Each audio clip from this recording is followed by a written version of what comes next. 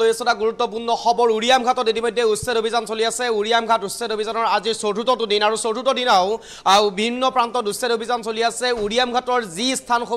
স্থান উচ্ছেদৰ বাবে নিৰ্ধাৰণ কৰা হৈছিল সেই স্থানসমূহৰ ভিন্ন প্ৰান্তত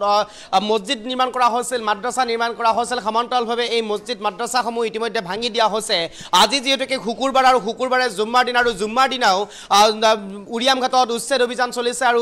এই উচ্ছেদৰ সময়তে ভাঙি পেলোৱা হৈছে এটা মছজিদ সমান্তৰালভাৱে ভাঙি পেলোৱা হৈছে মাদ্ৰাসা জুমাৰ পাক মুহূৰ্তত আজান দি সংখ্যালঘু লোকসকলে নামাজ পঢ়াৰ পিছতেই ভাঙি দিয়া হৈছে মছজিদ মাদ্ৰাসা সকলো আৰু উৰিয়াম ঘাটত এনেদৰে চতুৰ্থ দিনাও এক প্ৰকাৰ যে অব্যাহত আছে উচ্ছেদ অভিযান যেতিয়ালৈ উৰিয়াম ঘাটৰ সেই নিৰ্ধাৰিত স্থানসমূহত উচ্ছেদ শেষ নহ'ব বা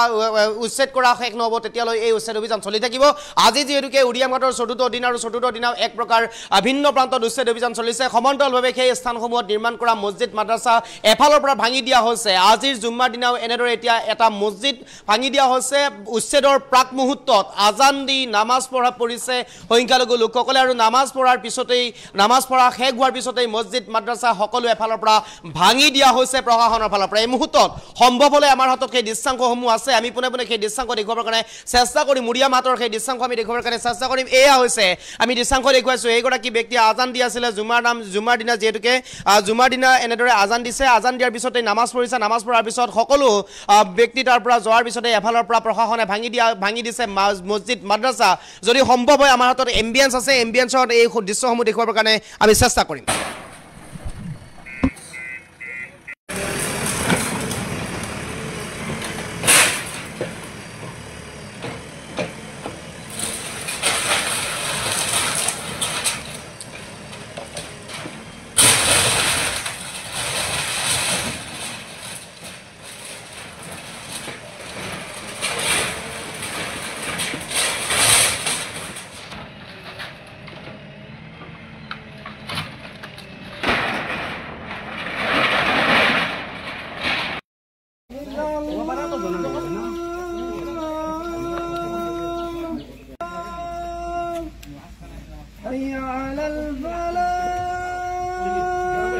उस कार्रवाई के बीच एक और मस्जिद मिली है मस्जिद में अगर आप देखें तो फिलहाल यहाँ पर अजान की जा रही है और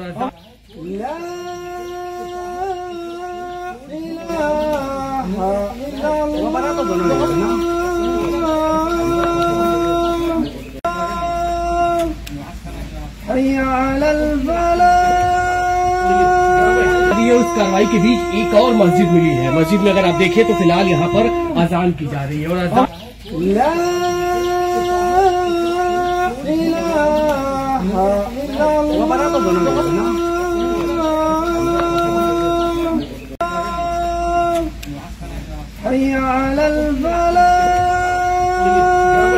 उस कार्रवाई के बीच एक और मस्जिद मिली है मस्जिद में अगर आप देखें तो फिलहाल यहाँ पर अजान की जा रही है और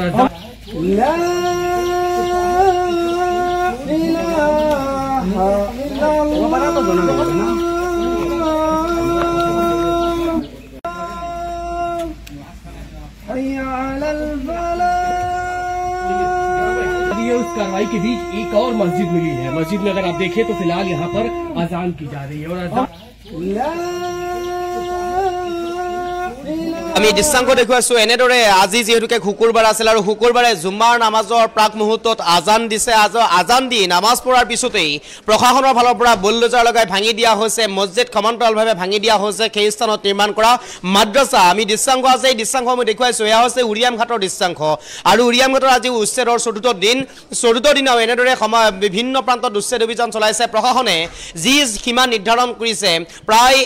11,000 বিঘা ভূমি যি সীমা নিৰ্ধাৰণ কৰা হৈছিল এই সীমাৰ ভিতৰত যিমানবিলাক মানুহৰ ঘৰ আছে যিমান যি অনুষ্ঠান প্ৰতিষ্ঠান আছে হেয়া লাগিলে মছজিদেই হওক অথবা মাদ্ৰাসাই হওক স্কুলেই হওক অথবা যিকোনো ধৰণৰ অনুষ্ঠান প্ৰতিষ্ঠান যিয়েই নহওক মানুহৰ ঘৰেই হওক সকলো এফালৰ পৰা ভাঙি দিয়া হৈছে প্ৰশাসনে ইতিমধ্যে সকলো ভাঙি দিয়া হৈছে যেতিয়ালৈ এই 11,000 বিঘা ভূমি সম্পূৰ্ণৰূপে খালী নকৰিব সম্পূৰ্ণৰূপে খালী কৰা নহ'ব তেতিয়ালৈ এনেদৰে উচ্ছেদ অভিযান চলিয়েই থাকিব এয়া হৈছে মাদ্ৰাসাৰ দৃশ্যাংশ আমি দেখুৱাইছোঁ এনেদৰে মাদ্ৰাসা এফালৰ পৰা ভাঙি দিয়া হৈছে এয়া মাদ্ৰাসা হওক অথবা মছজিদ হওক মন্দিৰ হওক যিয়েই নহওক স্কুল হওক যি অনুষ্ঠান হওক যি প্ৰতিষ্ঠান হওক সকলো এফালৰ পৰা ভাঙি দিয়া হৈছে সেই 11,000 বিঘা ভূমি যি ভূমি চৰকাৰে নিৰ্ধাৰণ কৰিছে চৰকাৰী ভূমি বুলি সেই ভূমিৰ ভিতৰত যিমান অনুষ্ঠান প্ৰতিষ্ঠান আছে যিমান মানুহৰ ঘৰ আছে সকলো এফালৰ পৰা ভাঙি দিয়া হৈছে আৰু আজি যেহেতুকে শুকুৰবাৰ আছিলে শুকুৰবাৰে জুমাৰ নামাজৰ পিছতেই এই মছজিদটো যেটো আমি দেখুৱাই আছো এই মছজিদটো এফালৰ পৰা ভাঙি দিয়া হৈছে মাদ্ৰাসা ভাঙি দিয়া হৈছে আমি এই দৃশ্যাংক দেখুৱাইছো এই দৃশ্যাংক হৈছে উৰিয়াম ঘাটৰ এহতিয়াকৈ আমি ৰাজ্যৰ ভিন্ন প্ৰান্তত উচ্ছেদ অভিযান চলিছিল কি নামনি কি উজনি সমান্তৰালভাৱে মধ্য অসমতো উচ্ছেদ চলাৰ দিশে এতিয়া প্ৰশাসন আগবাঢ়ি আহিছে জিলা ৰাজ্য চৰকাৰ আগবাঢ়ি আহিছে উৰিয়াম ঘাটত বৰ্তমানেও চলি আছে উচ্ছেদ অভিযান এই দৃশ্যাংক আমি দেখুৱাইছো এই দৃশ্যাংকসমূহ হৈছে উৰিয়াম ঘাটৰ আৰু উৰিয়াম ঘাটত এনেদৰে এয়া মানুহৰ ঘৰ আমি দেখুৱাইছো এনেদৰে মানুহৰ ঘৰ এফালৰ পৰা ভাঙি দিয়া হৈছে যিসকলে অবৈধভাৱে তেওঁলোকে দখল কৰি আছিলে সেই স্থানসমূহ অবৈধভাৱে তেওঁলোকে ঘৰ নিৰ্মাণ কৰিছিলে অবৈধভাৱে তেওঁলোকে অনুষ্ঠান নিৰ্মাণ কৰিছিলে অবৈধভাৱে তেওঁলোকে প্ৰতিষ্ঠানসমূহ তাত গঢ় দিছিলে আৰু সেই অনুষ্ঠান প্ৰতিষ্ঠানসমূহ ইতিমধ্যে এফালৰ পৰা ভাঙি দিয়া হৈছে চৰকাৰৰ এটা লক্ষ্য এটাই উদ্দেশ্য সেয়া হৈছে ৰাজ্যৰ ভিন্ন প্ৰান্তত থকা প্ৰতিডোখৰ চৰকাৰী ভূমি মুকলি কৰিব প্ৰতিডোখৰ চৰকাৰী ভূমি খিলঞ্জীয়াৰ যাতে আধিপত্য থাকে তাক লৈ এতিয়া চৰকাৰ নিশ্চিত হৈছে তাক লৈ এতিয়া চৰকাৰে সিদ্ধান্ত গ্ৰহণ কৰিছে যাৰ বাবে এতিয়া এনেদৰে ৰাজ্যৰ ভিন্ন প্ৰান্তত থকা এই চৰকাৰী ভূমিসমূহ এফালৰ পৰা উচ্ছেদ কৰি গৈছে হেয়া লাগিলে যতেই নহওক মধ্য অসম হওক উজনি অসম হওক নামনি অসম হওক যতেই নহওক যত চৰকাৰী ভূমি আছে এফালৰ পৰা উচ্ছেদ কৰি যোৱা পৰিলক্ষিত হৈছে আমি যি দৃশ্যাংক দেখুৱাইছো এই দৃশ্যাংক হৈছে উৰিয়াম ঘাটৰ আৰু উৰিয়াম ঘাটত যেহেতুকে 29 তাৰিখৰ পৰা উচ্ছেদ অভিযান চলি আছে আজি চতুৰ্থ দিন আৰু চতুৰ্থ দিনা এনেদৰে উৰিয়াম ঘাটৰ ভিন্ন প্ৰান্তত উচ্ছেদ অভিযান বৰ্তমান সময়ত অব্যাহত ৰাখিছে চৰকাৰে যেতিয়ালৈ আমি ইতিমধ্যে উল্লেখ কৰিছো যেতিয়ালৈ চৰকাৰে নিৰ্ধাৰণ কৰা এই ভূমিত যি অনুষ্ঠান প্ৰতিষ্ঠান অথবা যি মানুহৰ সাধাৰণ লোকৰ যি ঘৰ আছে এইসমূহ যেতিয়ালৈ মুকলি কৰা নহব তেতিয়ালৈ উচ্ছেদ অভিযান চলাই থাকিব চৰকাৰ কিংবা প্ৰশাসনে এই মুহূৰ্তত সেই দৃশ্যাংকসমূহ আছে আমি এমবিএছৰ দৃশ্যাংকসমূহ দেখুৱাবৰ কাৰণে আমি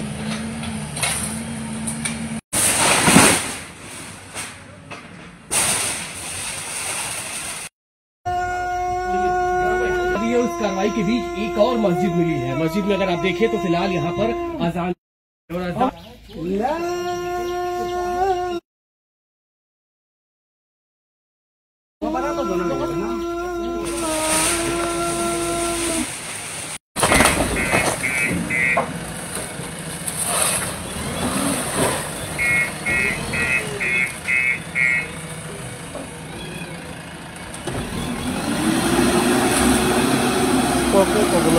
একমাত্ৰ চৰকাৰে বুজিব আমাৰ ক'বলগীয়া একো নাই এই বিষয়লৈ আমি এতিয়া একো ক'ব নোৱাৰোঁ কাৰণ চৰকাৰে ইমান দিনে দিছিলে খাইছিলোঁ আছিলোঁ এতিয়া ময়ো আহিছোঁ বেলেগৰ পৰা ইয়াত নামাজ পঢ়িবলৈ মোৰ মছজিদ এইখন মোৰ মহল্লা নহয় মোৰ জামাত নহয় মই বেলেগৰ পৰা আহিছোঁ কিয়নো ওচৰ চুবুৰীয়া মছজিদ বা আমি দেখি আছোঁ ইয়াত আছে মছজিদ বাছ মছজিদখন খালী পৰিছে অন্তিম সময় আজি শুক্ৰবাৰ আমাৰ সাপ্তাহিক দিন বাছ আমি জুমা পঢ়িবলৈ আহিছোঁ বা তাতকৈ বেছি আমি ক'ব নোৱাৰিম হয় শেষৰ বুলি শুনি আছোঁ এতিয়ালৈকে হয়তো অলপ দেৰি পিছত বুলডোজাৰ চলিব বুলি শুনি আছোঁ বাছ ওচৰত আছোঁ ইফালে খবৰ পাইছোঁ বাছ নামাজ পঢ়িবলৈ আহিছোঁ অন্তিমভাৱে বাছ সিমানখিনিয়ে ভাবোঁ মানে কথা হ'ল কি জন্ম যিহেতু ইয়াত জেগাৰ প্ৰতি মৰম আছে ইমান দিনে নিজৰ বুলিয়ে ভাবি আছিলোঁ এতিয়া চৰকাৰে যদি যেতিয়া চৰকাৰে আমাক আগত বহুৱাইছিল এতিয়া যদি কৈছে নহয় তেতিয়া মানিবলৈ বাধ্য কাৰণ চৰকাৰে যিটো ক'ব সেইটো